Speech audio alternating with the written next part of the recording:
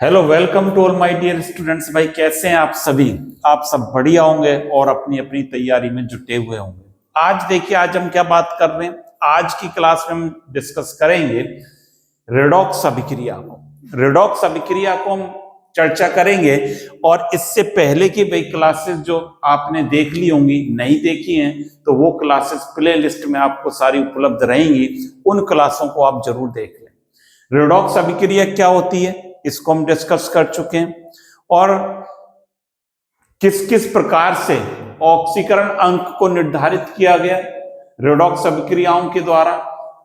कई कंसेप्ट की हम बात कर चुके हैं। पहला क्लासिकल थ्योरी थी जिसे चिरसम्मत सिद्धांत कहते हैं और उसके बाद इलेक्ट्रॉनिक सिद्धांत की बात करी थी। आज के क्लास में हम क्या बात करेंगे, लेटेस्ट थ्योरी क्या कहती है और लेटेस्ट थ्योरी किसके बेसिस पर है, ऑक्सीकरण अंक के आधार पर। कि ऑक्सीकरण अंक के आधार पर ऑक्सीकरण अपचयन को किस प्रकार परिभाषित किया गया, हम इस बात की यहाँ पर सारी डिटेल देखने वाले हैं आज यहाँ पर। हाँ, तो आज हम इसमें बात करेंगे, ऑक्सीकरण अपचयन की बात करने वाले हैं और ऑक्सीकरण अपचयन को किसके बेस पर निर्धारित करना है, आज ऑक्सीकरण अंक के आधार पर निर्धारित करेंगे। भाई ऑक्सीकरण अंक के आधार पर ऑक्सीकरण अपचयन क्या होता है। इससे पहले हम दो थ्योरीज को पढ़ चुके हैं, दो सिद्धांत को पढ़ चुके हैं, वो सभी आपने पढ़ लिए होंगे। अच्छा, ऑक्सीकरण अंक से पहले कि हम ऑक्सीकरण अंक के बेस पर निर्धारित करें भी ऑक्सीकरण क्या है, अपचयन क्या है, इससे जरूरी है, इससे पहले हमें समझना कि ऑक्सीकरण अंक क्या है। जब भी हम कर पाएंगे कि ऑक्सीकरण अंक के बेस पर ऑक्सीकरण अपचयन को परिभाषित करें, उससे पहले हमें समझना जरूरी है कि ऑक्सीकरण अंक क्या है और ऑक्सीकरण अंक कैसे कैलकुलेट किया जाता है। इन सब बातों को, जो कि बहुत ज्यादा इंपॉर्टेंट है, इनको समझना जरूरी है। तो सबसे पहले हम ऑक्सीकरण अंक की बात करेंगे। देखिए, इसकी डेफिनेशन हम समझ लें। एजिट कभी पूछी नहीं जाती है कि ऑक्सीकरण अंक की परिभाषा लिखिए, लेकिन समझना जरूरी है कि इसमें क्या कहते हैं कि ऑक्सीडेशन नंबर, ON क्या है, ऑक्सीडेशन नंबर ऑक्सीकरण नंबर है। इसका मतलब किसी तत्व की ऑक्सीकरण अवस्था को दर्शाता है। ऑक्सीकरण नंबर जो है वो ऑक्सीकरण अवस्था को दर्शाता है। इसे नियमों के आधार पर निर्धारित किया गया है। कुछ नियमों की पालना करेंगे, कुछ नियमों को देखेंगे कि ऑक्सीकरण अंक कैसे कैलकुलेट किया जाता है। इसमें माना जाता है कि सहसंयोजक बंध में उपस्थित इलेक्ट्रॉन युग्म पूरी तरह से अधिक विद्युत ऋणात्मक तत्व का होता है। मतलब इलेक्ट्रॉन का माइग्रेशन, इलेक्ट्रॉन का किस तरह माना जाता है, जिस तत्व की विद्युत ऋणता ज्यादा होगी इलेक्ट्रॉन उसी और ज्यादा माना जाएगा।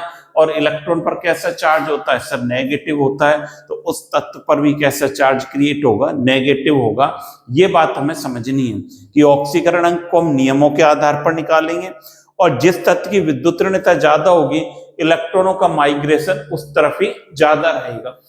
कैसे परिभाषित किया जाता है, किसी परमाणु पर वह आवेश जब उससे जुड़े सभी परमाणुओं को उसके आयनों के रूप में हटा दिया जाए। परमाणु पर आवेश कैसे निकाला जाए, भाई उससे जो परमाणु जुड़े हुए हैं कैसे, यहां ऐसे समझें कि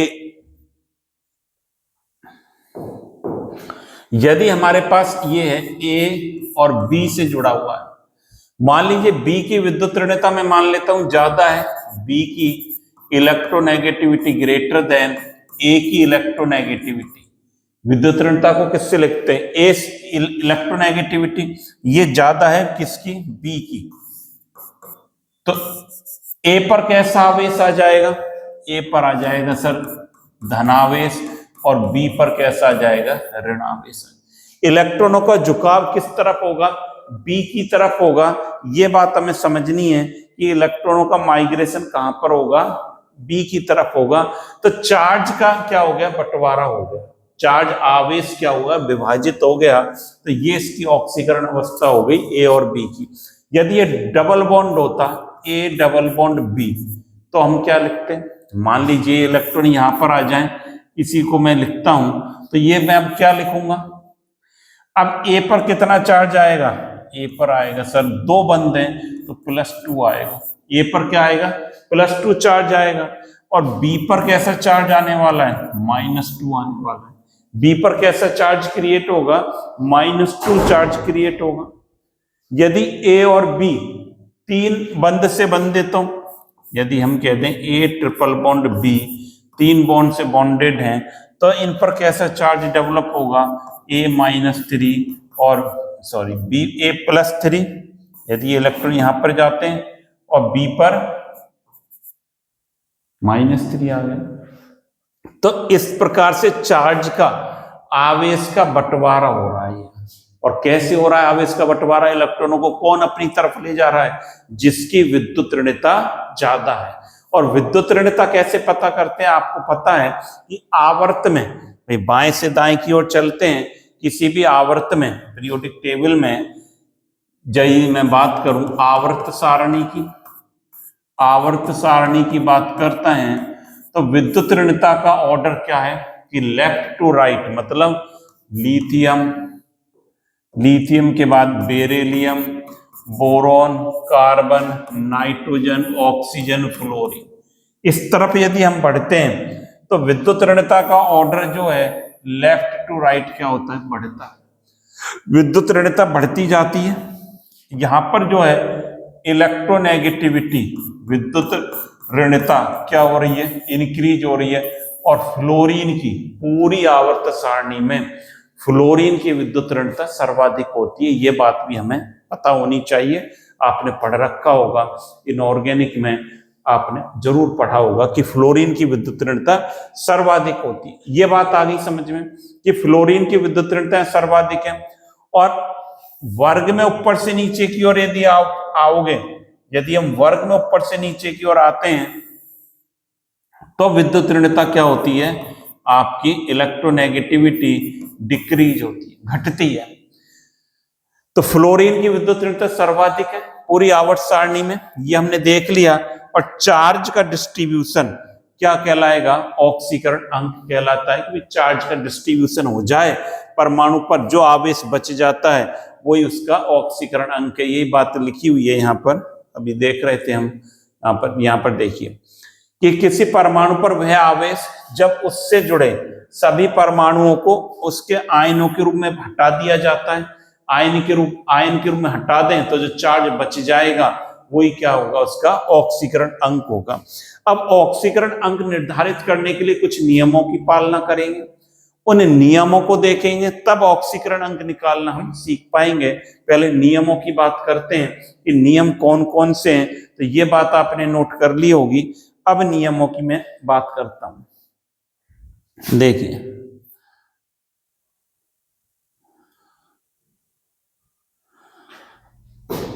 चार्ज से और हम किसी एग्जाम्पल से भी समझ सकते हैं। जैसे मैंने लिखा H2, चार्ज का डिस्ट्रीब्यूशन किस प्रकार से हो रहा है, इसको देखिए OH, ये लिखती है। ऑक्सीजन की विद्युत ऋणता ज्यादा है, तो इस बंध पर कैसा आएगा, -1 आएगा, इस पर प्लस। इस बंध से ऑक्सीजन की विद्युत ऋणता ज्यादा है, इलेक्ट्रॉनों को ये ले जाएगा -1, इस पर +1। इससे भी सर इतना ही आना चाहिए, +1 -1। ऑक्सीजन पर ओवरऑल चार्ज कितना हो गया, -2 क्रिएट हो गया, तो इसका ऑक्सीकरण अंक कितना हो गया, -2 हो गया। बात आई कि नहीं समझ में? ऑक्सीजन का ऑक्सीकरण अंक कितना माना जाएगा, -2 माना जाएगा। और हाइड्रोजन का कितना माना जा रहा है, सर +1 है हाइड्रोजन का, बिल्कुल ठीक है। हाइड्रोजन का ऑक्सीकरण अंक कितना है, यहाँ पर +1 है। और देखिए, और जैसे मैं लिखता हूं CO2, कार्बन डाइऑक्साइड है, इसकी स्ट्रक्चर को बनाता हूं। देखिए C डबल बॉन्ड O, ये है CO2। अब यदि हम पूछें भाई CO2 में आवेश का पृथक्करण किस प्रकार होगा, यहां पर देखिए विद्युत ऋणता ऑक्सीजन की ज्यादा कार्बन की तुलना में। ये 2 बंध हैं, 2 बॉन्ड हैं, तो इस पर आया पर +2, इस पर -2 है, बिल्कुल ठीक है। इस दूसरी वाली ऑक्सीजन को देखें, यहां पर भी ये इलेक्ट्रॉन यहां पर जाएंगे, इस पर आएगा -2, इस पर आएगा +2। कार्बन पर ओवरऑल कितना चार्ज क्रिएट हुआ, +4। तो कार्बन का ऑक्सीडेशन नंबर, ऑक्सीकरण अंक, जिसको कहेंगे ऑक्सीकरण अंक ऑक्सीकरण नंबर, कार्बन का कितना हो गया, कार्बन का हो गया सर +4, और ऑक्सीजन का कितना हो गया, दोनों का -2। इस प्रकार की हम बात करेंगे, चार्ज का बाइफर्केशन हो जाए, सेपरेशन हो जाए चार्ज का, तो वो क्या कहलाता है, ऑक्सीकरण अंक कहलाता है। तो ये बात नोट कर लें, तब कुछ नियमों की हम बात करेंगे इसमें। देखिए अब नियमों की बात करते हैं कि ऑक्सीकरण अंक निर्धारित करने के लिए नियमों की पालना करते हैं, और कौन कौन से नियम हैं इसको हम देखते हैं। देखिए पहली बात करते हैं किसकी,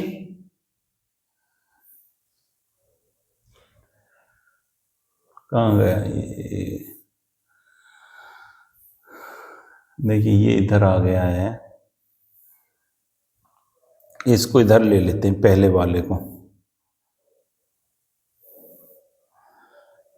यहां पर देखिए पहला नियम क्या कहता है, पहला नियम यह कहता है कि तत्व की मौलिक अवस्था में उसका ऑक्सीकरण संख्या 0 होती है। मौलिक अवस्था क्या होती है सर, तत्व की हम कहें स्टैंडर्ड स्टेट, इंग्लिश में क्या बोलेंगे, स्टैंडर्ड स्टेट।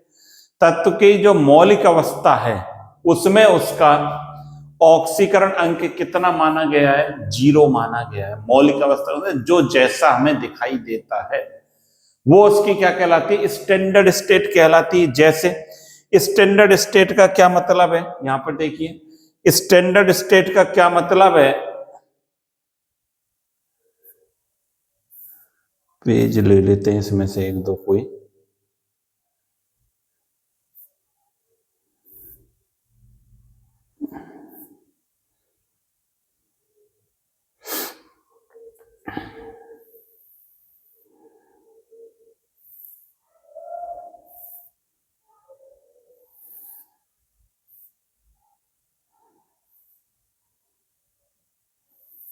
यहां पर देखिए पेज को एक ट्रांसफर कर लेते हैं,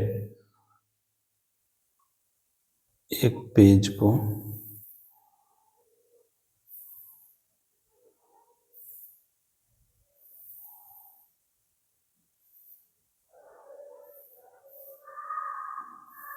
देखिए ये आ गया पेज। यहां पर देखो ऑक्सीकरण अवस्था जो तत्व की है वो, जैसे हाइड्रोजन की मैं बात करूं भाई, हाइड्रोजन H2 फॉर्म में होता है, तो इसका ऑक्सीकरण अंक कितना माना जाएगा, 0। हाइड्रोजन है, यहां पर लिख देते हैं, एक बार देखें, जैसे यहां लिख देता हूं क्या, तत्व लिख देता हूं, तत्व परमाणु, और इनका ऑक्सीकरण अंक, ऑक्सीकरण अंक, जैसे हाइड्रोजन है ये H2, इसका 0 होगा। हाइड्रोजन H2 फॉर्म में रहता है। O2 है, इसका भी 0 होगा। N2 है, जो जैसा आपको दिखाई दे रहा है वो उसका क्या हो गया, मौलिक अवस्था हो गई। फॉस्फोरस है, अब फॉस्फोरस P2 रूप में नहीं दिखाई देती, ये किस रूप में दिखाई देती है, ये सर P4 में दिखाई देती है। फॉस्फोरस हमें किस फॉर्म में दिखाई देगी, P4, तो मैं लिखूंगा P4, इसका ऑक्सीकरण अंक कितना होगा, 0 होगा। सल्फर है S8 में दिखाई देगा, तो इसका ऑक्सीकरण अंक कितना होगा, 0 होगा। इसी प्रकार हम बात करें, यहां पर देखिए यदि मैं बात करूं आपसे, सोडियम है, तो सोडियम किस फॉर्म में, N है, तो इसका भी 0 होगा। Na2 नहीं होता सोडियम। हम कहें मैग्नीशियम, मैग्नीशियम सर 0 होगा।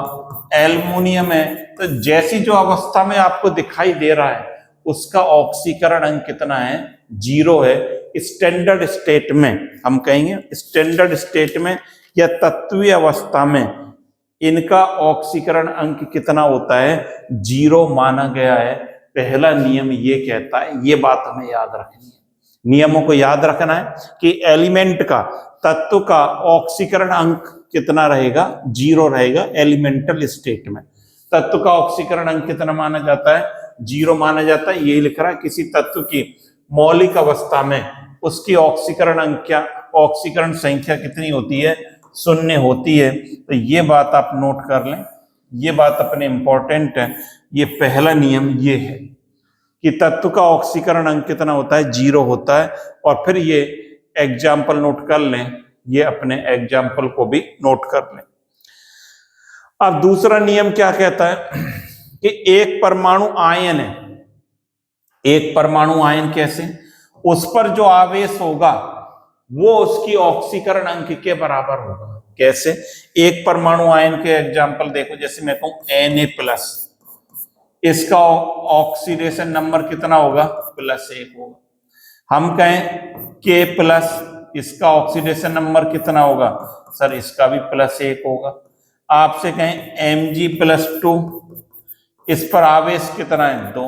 मतलब जितना आवेश है वो उसका क्या कहलाएगा? ऑक्सीकरण अंक कहलाता है। जो एकल परमाणु की बात कर रहा हूं, एक ही परमाणु है इसमें। यदि आपसे कोई ये कहे कि यहां पर बना लेते हैं और यहां पर लिख लेते हैं, हम कहें Al+3 है, बताना इसका ऑक्सीकरण अंक कितना है? सर 3 आवेश है तो +3। अब जब प्लस माइनस ये लिखना पड़ेगा, प्लस में माइनस में फ्रैक्शन में ये सारी बातें में लिखनी पड़ेगी। इसका +3 हो गया। इसी प्रकार मैं कहूं Ba+2 आयन है, सर इसका +2 हो गया। Zn+2 आयन है, +2 हो गया। आपसे कोई कहे Cl- आयन है, सर -1 होगा। अब कितना होगा इसका? -1 होगा। जितना आवेश है परमाणु पर वो उसका क्या कहलाता है? ऑक्सीकरण अंक कहलाता है। तो ये बात भी आपने नोट कर ली। अब यहां पर देखिए और देखिए एग्जाम्पल, O-2 है, इसका बताना भाई ऑक्सीडेशन नंबर बोलना पड़ेगा भाई, -2। F- है सर -1। हम कहें S-2 है, -2 होगा। इस प्रकार से लिख सकते हैं आप ऑक्सीकरण अंक को।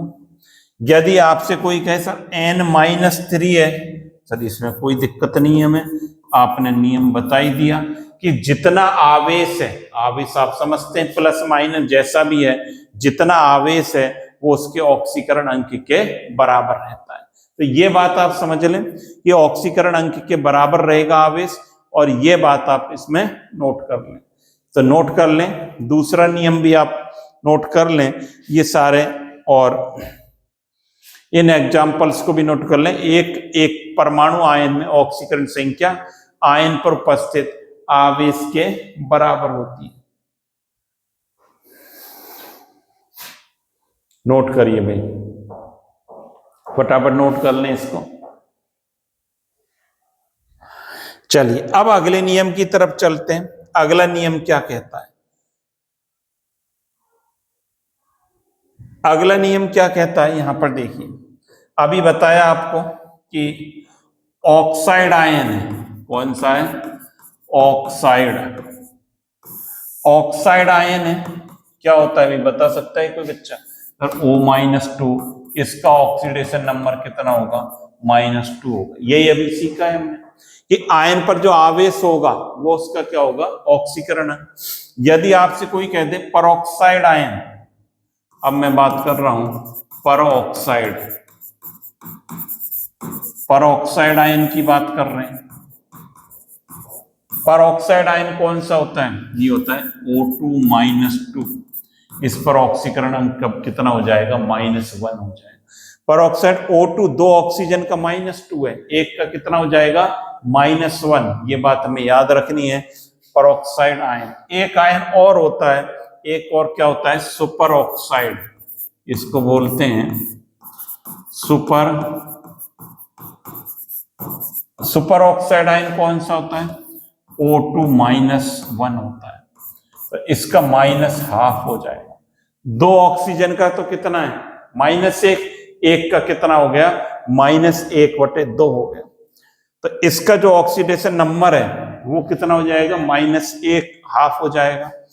यही बात यहां पर देखिए हम समझ लेते हैं, लिखी हुई है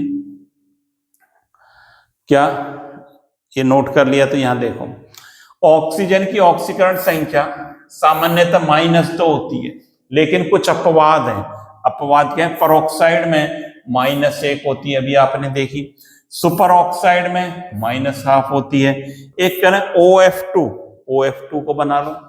OF2 की यदि हम बात करें कि OF2 की यदि हम बात करें, OF2 क्या होता है सर? यहां पर देखिए OF2 की यदि बात करते हैं, यहां पर बना देता हूं, यहाँ देखो OF2 ऐसे बनेगा OFF, ये OF2 है। अब इसमें ऑक्सीकरण नंबर देखिए, फ्लोरीन की पर -1, इस पर +1, इस पर -1, इस पर +1। यही तो बताया था कि जिसकी विद्युत ऋणता ज्यादा होगी उस पर क्या चार्ज आएगा, माइनस चार्ज आएगा, और दूसरे पर पॉजिटिव आएगा। इलेक्ट्रॉनों को वो ले जाता है अपने साथ, खींच लेता है। विद्युत ऋणता ही है, इलेक्ट्रॉनों को आकर्षित करने की क्षमता क्या कहलाती है, विद्युत ऋणता कहलाती है। ऑक्सीजन पर ओवरऑल चार्ज कितना क्रिएट हो गया सर, +2। तो OF2 में ऑक्सीजन की ऑक्सीकरण संख्या कितनी निकल कर आती है, +2 निकल कर आती है। एक और होता है O2F2, इसको भी नोट करा देता हूं मैं, चलो कर ही रहे हो तो। O2F2, इस एग्जाम्पल को भी देख लो। O2F2 की बात करें तो ये कैसे है, FOO, ये इस प्रकार से बना दिया मैंने। यहां पर सर माइनस आया, इस पर +1 आया, इस पर +1 आया, इस पर -1 चार्ज है। विद्युत ऋणता के हिसाब से बना रहा हूं मैं चार्ज। अब बताओ ऑक्सीजन की ऑक्सीकरण अंक कितना है, इसका ऑक्सीडेशन नंबर कितना आ रहा है, +1 आ रहा है। तो O2F2 में ये भी हमें याद रखना है कि O2F2 में +1 होता है, OF2 में कितना होता है, +2 होता है ऑक्सीकरण अंक। तो ये ऑक्सीकरण अंक निर्धारित करने की क्या है, नियम है, इनको आप नोट कर लें। इसको भी नोट कर लीजिए, इसको भी नोट कर लें। अब इसके बाद बात करते हैं अगले नियम पर आ जाओ। अगला नियम क्या कहता है, देखो यहां पर देखिए, अगला नियम ये कहता है HCl लिखा, जैसे हमने Cl क्या है, अधातु है। Cl क्या है, अधातु है। अधात्विक कंपाउंड है हाइड्रोजन का। ये इस पर कैसा चार्ज आएगा सर, माइनस, इस पर आएगा +1। तो इसमें अधातुओं के साथ जो हाइड्रोजन के यौगिक हैं, हाइड्रोजन का यहाँ ऑक्सीडेशन नंबर कितना है, जैसे आपसे कोई कहे H2O, हम कहें H2S, इन सभी में हाइड्रोजन का क्या लिखूं, ऑक्सीडेशन नंबर कितना है, +1, +1 आता है।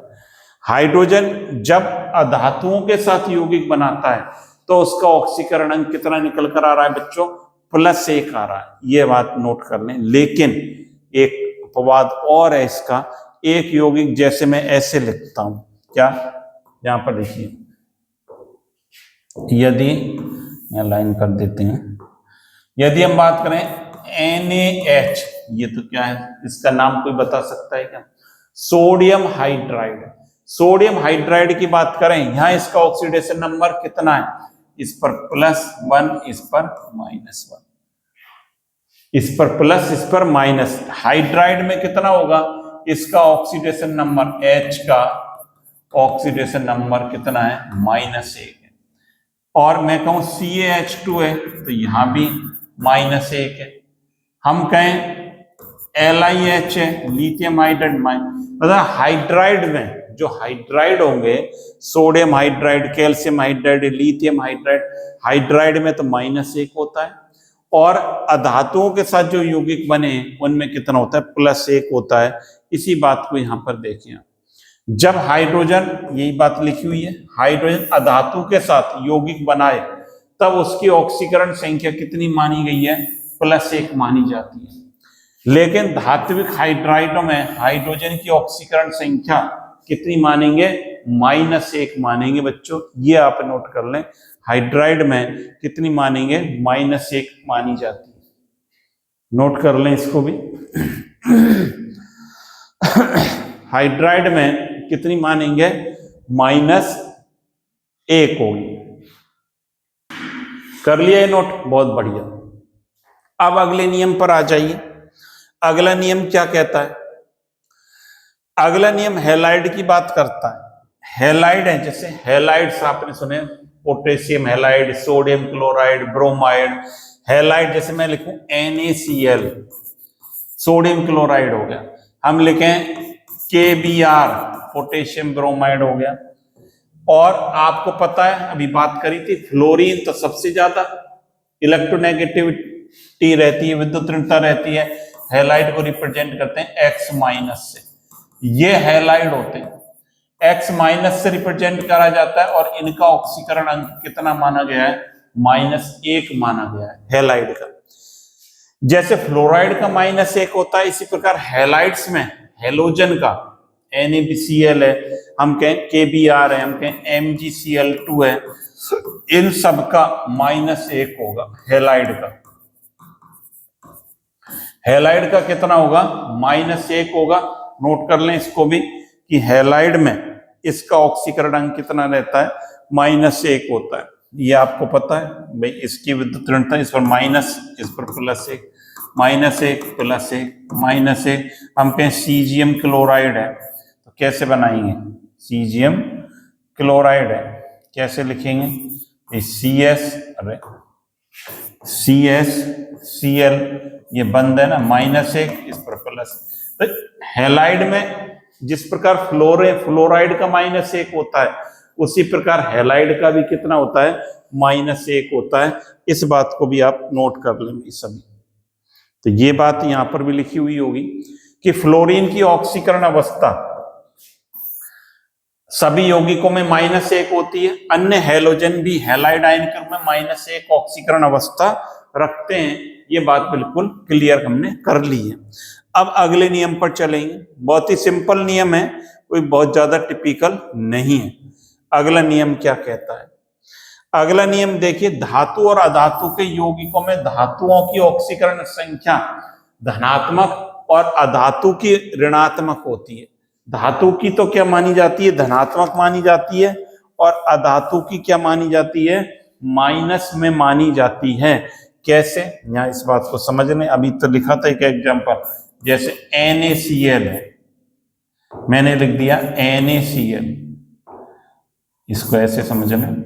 ये धातु है तो इसका +1, इसका -1, ऐसे मानेंगे। धातु की तो पॉजिटिव मानेंगे। अब धनात्मक जरूरी नहीं एक ही रहेगा, ज्यादा भी हो सकता है, एक से कम भी हो सकता है, कम ज्यादा कुछ भी हो सकता है। जैसे मैं लिखूं CaBr2 लिखा, जैसे हमने लिखा एक एग्जांपल CaBr2, या इसकी +2, इसकी -1। तो धातु है उसका धनात्मक और अधातु का ऋणात्मक। एक इंपॉर्टेंट बात और लिखी हुई है यहां पर, ये समझें। इंपॉर्टेंट बात क्या है? यहां देखिए, जो S ब्लॉक एलिमेंट है, मतलब प्रथम समूह के तत्व कौन से हैं? याद है वैसे तो आपके, कौन से हैं? लिथियम और सोडियम, पोटेशियम, रुबेडियम, सीजियम, ये प्रथम समूह है। इनका ऑक्सीकरण अंक कितना होता है? इनका होता है +1। ऑक्सीकरण यहां लिख देता हूं, ऑक्सीडेशन नंबर ON कितना है? +1, प्रथम समूह के। द्वितीय समूह के जो सेकंड समूह, ये क्षार धातु कहलाते हैं, क्षार धातु कहलाते हैं। दूसरे सेकंड समूह के मूलक कौन कौन से, तत्व कौन कौन से हैं? Beryllium, magnesium, calcium, strontium, barium, radium. जो द्वितीय समूह के तत्व हैं, इनका अब आप समझ गए होंगे। द्वितीय समूह का कितना माना गया है? +2 ऑक्सीडेशन नंबर। तो मैं ये बात याद रखनी है कि प्रथम समूह के कितना? +1, और द्वितीय समूह के कितना माना गया है? +2। अभी देखिए एग्जाम्पल भी करेंगे हम ऑक्सीकरण अंक निकालने के, बहुत सारे एग्जाम्पल्स की भी बात करेंगे। तो इनको आप नियमों को समझें पहले, और नियम के बाद ऑक्सीकरण अंक कैसे निकाला जाता है, इस बात को भी यहाँ पर देखेंगे। तो इसको भी नोट कर लें कि प्रथम समूह और द्वितीय समूह की बात हो गई। और देखिए यही बात यहाँ पर लिखी हुई थी कि समूह फर्स्ट के, माइनस नहीं है, समूह फर्स्ट के तत्व का ऑक्सीकरण संख्या +1 और समूह द्वितीय का कितना है? +2 है। यहाँ पर देखिए ये बात कर ली। अब यहाँ पर देखिए ऑक्सीकरण संख्या बहुपरमाणुक आयन में, अभी तो हमने एक परमाणुक आयन की बात करी थी। यदि बहुपरमाणुक आयन हो, यदि ये हो CO3-2 हो, तो इसका हमें जो ऑक्सीकरण अंक कार्बन का निकालना है, कार्बन का निकालना है तो इसका टोटल आवेश के बराबर होता है। कैसे? जैसे कार्बन का माना X प्लस 3 ऑक्सीजन है -2 बराबर -2 होता है। ऐसे मतलब ये आवेश के बराबर होता है। जो परमाणु उपस्थित हैं सभी परमाणुओं की ऑक्सीकरण संख्या का योग आयन पर उपस्थित कुल आवेश के बराबर होता है। ये बात लिखी है। तो X बराबर यहाँ पर क्या आ गया -6 और ये कितना हो गया +4 हो गया सर। ये हो गया। जैसे हम कहें आपसे SO4 -2 है सल्फेट आयन है। कैसे? X + 4 -2 बराबर -2 X बराबर क्या आ गया +6 आ गया। ये कहता है ये आयन वाली बात जो आ रही है निकल कर ये आ रही है। जैसे और देखना चाहो एग्जाम्पल और भी देख सकते हैं। हम कहें NH4+ है सर, इसमें बताओ लो भाई, इसमें X + 4 + 1 बराबर +1 X बराबर क्या आ गया 1 - 4 कर दूं -3 आ गया। ले ये आ गया -3, ये लिख ले। और देख लो एक एग्जांपल, हम कहें ClO3 माइनस है तो X + 3 - 2 -1 X बराबर +5 आ गया। तो इस प्रकार से जो आयन पर जो आवेश होगा वो कुल चार्ज के जो परमाणुओं की ऑक्सीकरण संख्या है उनके टोटल चार्ज के बराबर रहता है। ये नोट कर लीजिए, ये नोट कर लें, फिर अगले नियम की बात करेंगे। चलिए ये नोट कर लिया, अब अगले नियम की बात करते हैं। अगला नियम क्या कहता है, ये आपने लास्ट है ये नियम, फिर उसके बाद कुछ एग्जाम्पल्स की बात करेंगे और जिससे हमें और सारी चीजें बिल्कुल क्लियर होंगी। ये कहते हैं कि अभी हमने आयन की बात करी, यदि आयन ना हो, यदि ऐसे हो, मैं लिख देता हूं H2SO4, हमें सल्फर का, अब न्यूट्रल मॉलिक्यूल है तो इसमें क्या होगा, सभी जो परमाणु हैं उनके ऑक्सीकरण अंक का योग कितने के बराबर होगा, 0 के बराबर होगा, 0 के बराबर होगा। ये बात हमें याद रखनी है। तो हमें सल्फर का निकालना है, इसको अंडरलाइन कर दिया मैंने।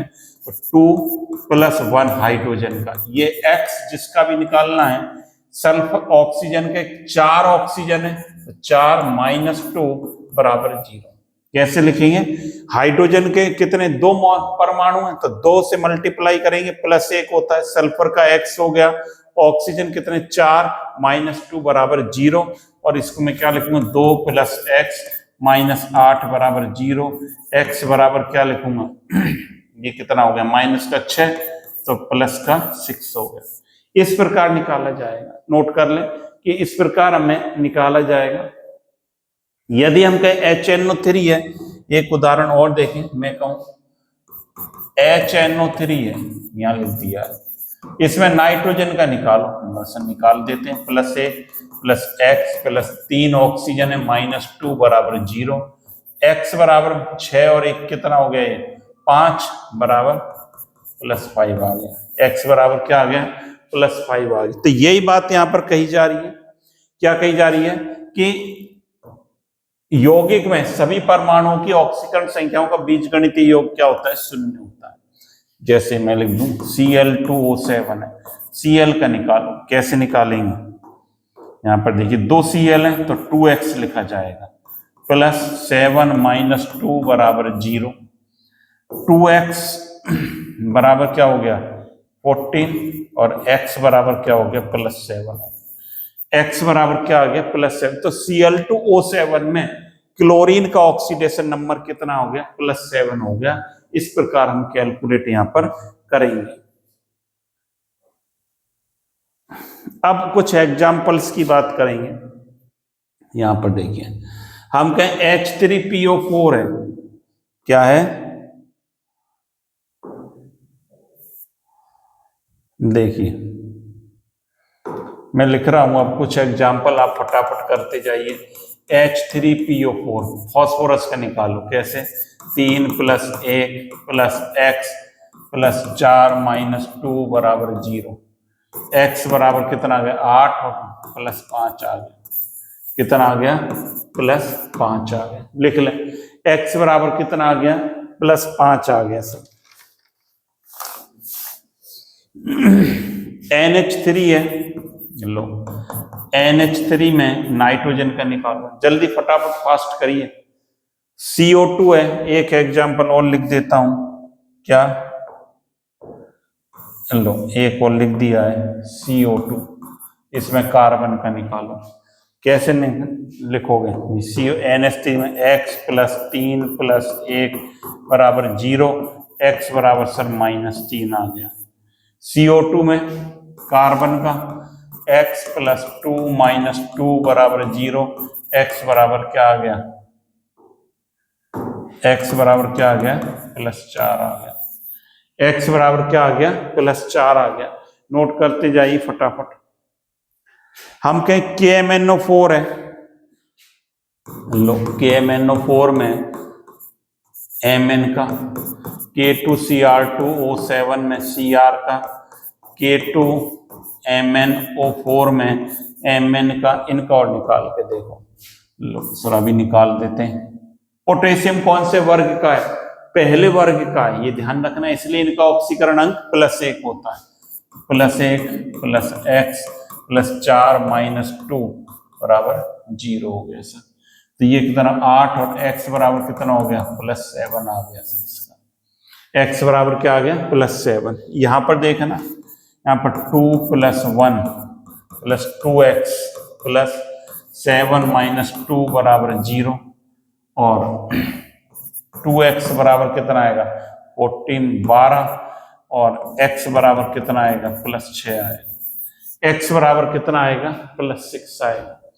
K2MnO4 में निकालो, इसमें देखो 2 + 1 + x + 4 - 2 बराबर 0, x बराबर क्या आएगा? 8 +6 आएगा। नोट कर लें इनको भी, फिर और एग्जाम्पल्स की प्रैक्टिस करेंगे, इनको आप नोट कर लीजिए।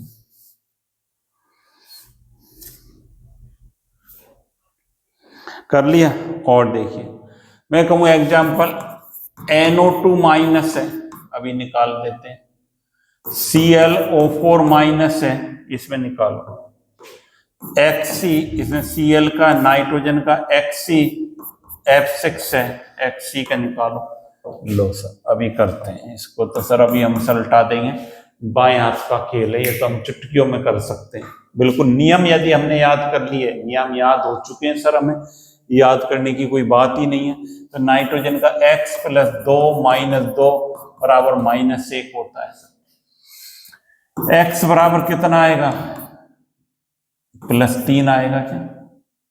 देखो NO2-, इसमें x बराबर कितना आएगा? +3 आएगा।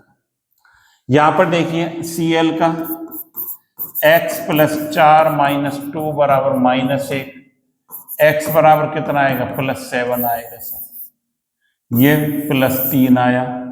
इसको चेक करना भाई जरा, XcF6 है, x + 6 - 1 बराबर 0, x बराबर +6 आया सर। कितना आया? +6 आया। तो इस प्रकार से ऑक्सीडेशन नंबर हम निकाल सकते हैं, फटाफट कर सकते हैं। और करना चाहें और करें, और बताओ दो सर, कोई दिक्कत नहीं है हमें तो। और बताइए, जैसे PCl5 है, फॉस्फोरस का निकालो, करना पड़ेगा भाई सबको। POCl3 फॉस्फोरस का निकालो, और XCF2 जीनोन का, ये 3 करिए फटाफट, लिखो भाई फटाफट।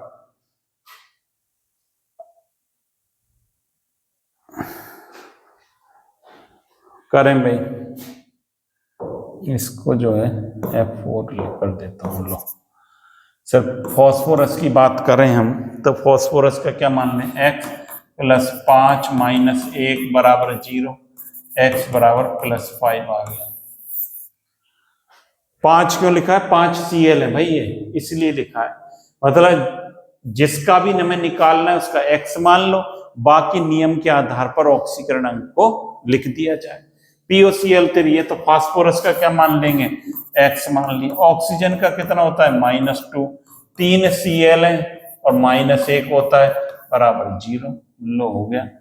x बराबर -2 और -3, तो क्या आ गया? +5 आ गया सर। यहां पर देखना Xc, x प्लस 4 माइनस 1 बराबर 0, x बराबर सर प्लस 4 आ गया। लो हो गया खत्म काम। करिए एक दो एग्जाम्पल और देख लें।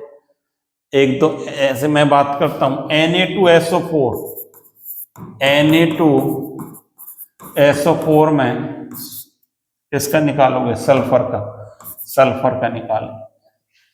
CrO2Cl2, CrO2Cl2 क्रोमियम का निकालिए, लो निकाल लें। और इनका करो, इन दोनों को निकालिए, करो भाई। एक और लिख देता हूं, XCO4 करो।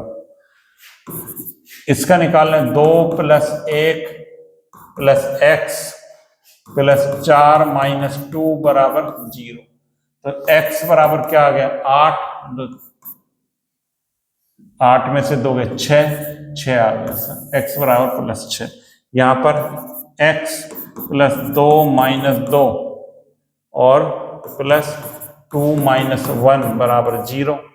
x बराबर सर आ गया 4 और 2 6, 6 आ गया सर। यहां पर देखिए x + -2 + 4 - 1 बराबर 0, x बराबर 4 और 2, नोट कर लें। ये इस प्रकार से आएगा। कर लिया? फटाफट इनको नोट कर लें, बात सारी क्लियर हो गई होगी और समझ में भी आ गई होगी, इसमें आपको कोई दिक्कत नहीं आ रही होगी। इसको नोट कर लें, इनको फिर अगली बात करेंगे।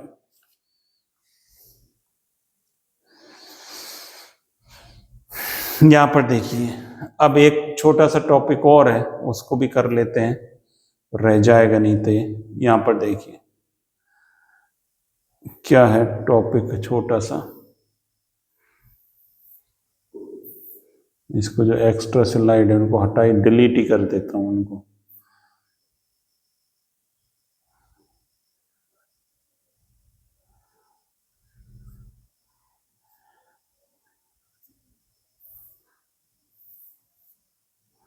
यहां पर देखिए, अब ऑक्सीकरण अपचयन की बात करेंगे कि ऑक्सीकरण अंक के आधार पर कैसे परिभाषित करेंगे। ऑक्सीकरण क्या होता है कि ऑक्सीकरण अंक में वृद्धि ऑक्सीकरण और ऑक्सीकरण अंक में कमी होती है तो वो क्या कहलाएगा? अपचयन कहलाएगा। सिंपल सी बात है।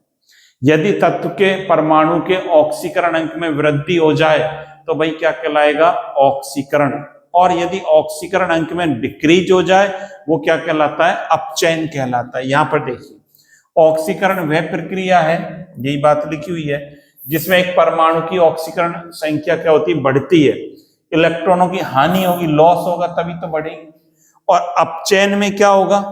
अपचयन की बात को भी समझ लें, यही समझ लें। अपचयन में क्या होगा कि ऐसी प्रक्रिया जिसमें परमाणु की ऑक्सीकरण संख्या घटती है, और घटेगी कब? जब इलेक्ट्रॉनों का जुड़ेंगे तब ऑक्सीकरण संख्या घटेगी। अब सर कोई उदाहरण से बताओ, ये बात नोट कर ली क्या आपने? ऑक्सीकरण क्या होगा? ऑक्सीकरण में ऑक्सीकरण संख्या बढ़ेगी, अपचयन में घटती है। तो भाई परिभाषा नोट कर लेना जरूर कि ऑक्सीकरण वह प्रक्रिया है जिसमें परमाणु की ऑक्सीकरण संख्या बढ़ती है, और आपका जो अपचयन है ऐसी प्रक्रिया परमाणु की ऑक्सीकरण संख्या घटती है। ये नोट कर लें आप। फिर एग्जाम्पल की बात करेंगे, एक एग्जाम्पल लेकर बात करते हैं। यहां पर देखिए, ये हमारे पास ZnO+C, तो ये क्या बनाएगा? Zn+CO बना रहा है। अब देखो इसकी ऑक्सीकरण, यहां पर इसका ऑक्सीकरण अंक +2, इसका -2। कार्बन मुक्त अवस्था में तो 0, ये मुक्त अवस्था में 0 ही तो होगा, और यहां कार्बन का +2 -2। ये देखो, अब बताओ ऑक्सीकरण अंक के आधार पर, ऑक्सीकरण अंक के आधार पर बताना भाई क्या हो रहा है। यहां देखो, ये जिंक +2 से 0 पर जा रहा है, तो घट रही है, तो ये क्या होगा सर, अपचयन। ऑक्सीकरण अंक घट रहा है ना, कार्बन जो है क्या हो रहा है, 0 से +2 जा रहा है, तो ये क्या कहलाएगा, ये कहलाएगा सर ऑक्सीकरण। ये दूसरी बात, यदि आपसे कोई पूछे भाई इसमें ऑक्सीकारक क्या है, सर जिसका आपने बताया है कि जिसका अपचयन होता है वो क्या होता है, ऑक्सीकारक होता है। तो ऑक्सीकारक क्या होगा, Zn होगा, इसका अपचयन हो रहा है। हमसे कहें अपचायक, लो अपचायक बता दो। अपचायक जिसका ऑक्सीकरण होगा वो क्या कहलाएगा, अपचायक ऑक्सीकरण किसका हो रहा है, कार्बन का, तो ये अपचायक कहलाएगा। नोट कर लो, ये क्या कहलाएगा, अपचायक कहलाएगा।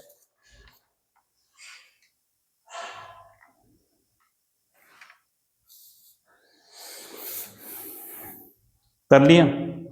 और देखो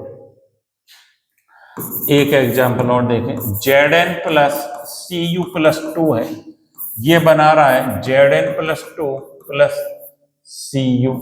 अब बताओ इसकी ऑक्सीकरण अंक यहाँ 0 सर, इसका +2, इसका +2, इसका 0, 0 से +2 में जा रहा है ऑक्सीकरण, +2 से घट रहा है, तो सर ये रिडक्शन अपचयन। ये सिंपल सी बात, बढ़ रहा है तो ऑक्सीकरण, घट रहा है तो अपचयन। इसमें देखना क्या है, तो इसमें मैं कहूं अपचायक, अपचायक क्या हो गया, इसको कहते हैं रिड्यूसिंग एजेंट, रिड्यूसिंग एजेंट क्या हो गया आपका, Zn, जिसका ऑक्सीकरण होगा।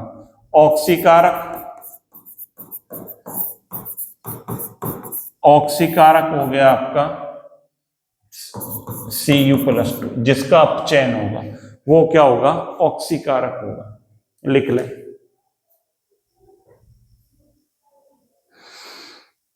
और देखिए FeCl3 + H2 है, ये दे देता है FeCl2 + 2HCl, ये दे रहा है। यहां पर देखो Fe+3 में हाइड्रोजन का 0 है, यहां पर FeCl3 Fe+2 में है और हाइड्रोजन का +1 है, यही तो बताया था। अब देखो ये जो है +3 से +2 में जा रहा है, घट रहा है, अपचयन। ये 0 से +1 में जा रहा है, ये कहलाएगा ऑक्सीकरण। यही तो बात हो गई भाई, सिंपल सी बात है। ये +3 से +2 में जा रहा है तो क्या हो रहा है, अपचयन हो रहा है। ये 0 से कहां पर जा रहा है, +1 में जा रहा है, घट रहा है, तो क्या होगा, हाँ उल्टा लिख दिया सर, नहीं बढ़ रहा है वो, सही है। 0 से कहां जा रहा है, +1 बढ़ रहा है ना, तो क्या कहलाएगा, ऑक्सीकरण कहलाएगा। यदि अब आपसे कहें भाई ऑक्सीकारक क्या है, ऑक्सीकारक, ऑक्सीकारक सर FeCl3 है, जिसका अपचयन होगा। और हम कहें अपचायक,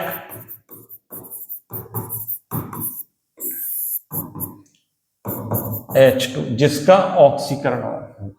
नोट कर लें, इतनी रिएक्शन काफी बहुत है मेरे ख्याल से।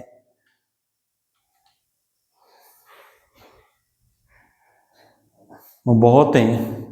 और बताऊं एक और बता दो सर, MnO2 + Al, 2Al,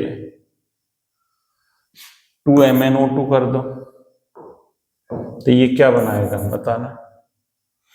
नीचे लिख लेते हैं थोड़ा, एक मिनट, इसको नीचे देखिएगा, MnO2 + Al, ये देता है Al2O3 + Mn, ऐसे देता है। Al2O3 यहां लिख दो 2 2 ना, ये लिखना पड़ेगा आपको 4Al और ये 2Al, ये लिखना पड़ेगा 4Al, और इसमें क्या लिखना पड़ेगा,